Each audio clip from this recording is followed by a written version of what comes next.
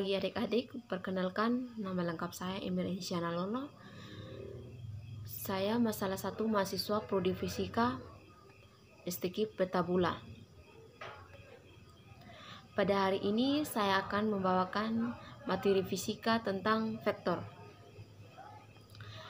Adik-adik, dalam materi kita kali ini yang kita dapat pelajari tentang vektor yaitu pengertian vektor dan operasi vektor.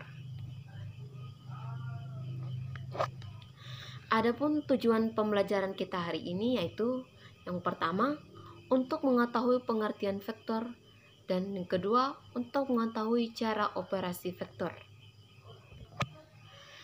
Adapun pengertian vektor adalah besaran vektor merupakan besaran fisika yang mempunyai arah dan nilai atau besaran fisika yang mempunyai nilai dan arah.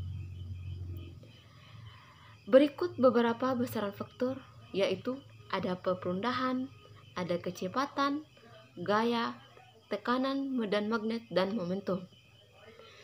Besaran-besaran tersebut selalu dapat dikaitkan dengan arah kemana vektor itu bekerja. Contohnya adik-adik, semua mobil bergerak dengan kecepatan 60 km per jam. Yang menjadi pertanyaannya di sini adalah ke arah mana mobil tersebut bergerak? Kata arah itu menunjukkan ke arah mana mobil itu bergerak, sudah menunjukkan kata arah, sedangkan nilainya sudah ditentukan kecepatannya 60 km per jam. Itulah contoh sebuah besaran vektor. Berikut operasi vektor. Terdapat 4 aspek yang perlu diperhatikan dalam menggambarkan sebuah vektor, yaitu kita perhatikan pertama titik tangkap, titik ujung, panjang anak panah vektor, dan arah anak panah vektor itu kemana. Contoh gambar sebuah vektor, misalnya vektor A dan vektor B memiliki panjang vektor sebesar R. Dari gambar tersebut dapat kita ketahui titik A-nya itu sama dengan titik pangkal atau titik tangkap atau titik awal, dan titik B-nya itu titik ujung atau titik akhir, dan panjang vektornya itu yang R-nya di atas. Itulah yang dinamakan contoh gambar sebuah vektor. Dari operasi vektor tersebut, adapun penjumlahan vektor dan perkalian vektor. Yang kita bahas pertama, penjumlahan vektor. Selain memiliki nilai, vektor juga memiliki arah. Penjumlahan vektor dan penerapan operasi-operasi aljabar lainnya memiliki aturan tertentu. Pada bagian ini dibahas aturan penjumlahan vektor. Penjumlahan vektor dapat dilakukan dengan beberapa metode. Yang pertama, ada metode jajar genjang.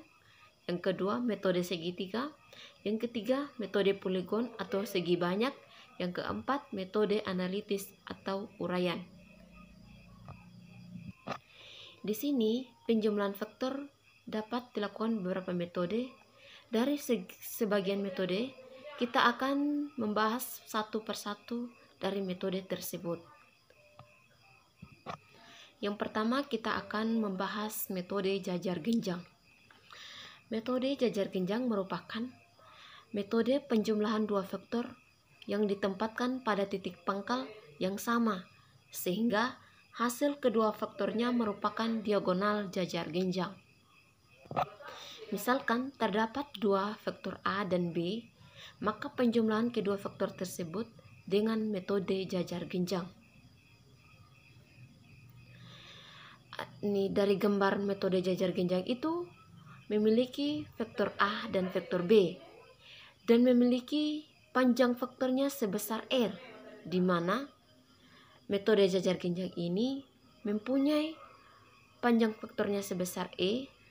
Dapat diketahui vektor A ditambah dengan vektor B. Yang kedua, metode segitiga. Metode segitiga merupakan metode penjumlahan vektor dengan menempatkan pangkal kedua vektor pada ujung vektor pertama. Hasil penjumlahan vektornya yaitu vektor yang memiliki pangkal di titik pangkal vektor pertama dan ujung di ujung vektor kedua. Misalkan terdapat dua vektor A dan B, maka penjumlahan kedua vektor tersebut dengan metode segitiga. Dari gambar metode segitiga itu yang kita ketahui arah vektornya ke atas dan arah vektornya ke bawah dan arah vektornya ke samping. Misalkan vektor A dan vektor B dan memiliki panjang vektornya sebesar R. Jadi ini panjang vektor R sama dengan vektor A ditambah dengan vektor B. Sebaliknya, panjang vektor R sama dengan vektor B ditambah dengan vektor A. Yang ketiga, metode poligon atau segi banyak. Metode poligon merupakan metode penjumlahan dua vektor atau lebih. Metode ini dilakukan dengan cara menempatkan pangkal vektor kedua pada ujung vektor pertama, kemudian menempatkan pangkal vektor ketiga di ujung vektor kedua dan seterusnya. Resultan dari penjumlahan vektor-vektor tersebut adalah vektor yang berpangkal di pangkal vektor pertama dan berujung di ujung vektor akhir. Misalkan terdapat tiga vektor A, B, dan C. Maka penjumlahan ketiga vektor tersebut dengan metode poligon. Dari metode poligon ini terdapat vektornya ada tiga, vektor A, vektor B, vektor C, dan ada panjang vektornya sebesar R. Maka panjang vektor R sama dengan vektor A ditambah vektor B ditambah vektor C. Akhir, metode penguraian atau metode analitis. Metode penguraian disebut juga metode analitis, yaitu cara menjumlahkan vektor dengan memproyeksikan vektor-vektor pada sumbu X dan pada sumbu Y. Lalu, komponen-komponen vektor pada masing-masing sumbu dijumlahkan secara biasa. Vektor komponen yang arahnya ke kanan atau ke atas bernilai positif, sedangkan vektor komponen yang arahnya ke bawah bernilai negatif. Terakhir, perkalian vektor. Selain dapat dijumlahkan, vektor juga dapat dikalikan. Terdapat dua macam operasi perkalian vektor, yaitu yang pertama perkalian skalar dengan vektor, yang kedua perkalian vektor dengan vektor. Dari dua cara untuk pada perkalian skalar antara vektor atau dot product atau perkalian titik, A titik B sama dengan dot A titik dot B dot cos alpha sama dengan AB cos alpha skalar. A titik B sama dengan B titik A. Contohnya, W sama dengan F kali S. F dan S adalah vektor bersudut apit 0 derajat, sedangkan W adalah skalar. Perkalian vektor antara vektor atau cross product perkalian silang, A kali B sama dengan dot A dikali dot B sin alpha, sama dengan AB sin alpha vektor, di mana C sama dengan AB sin alpha, atau A kali B sama dengan min B kali A. Contohnya, F sama dengan B kali Q kali V, di mana F sama dengan gaya Lorentz.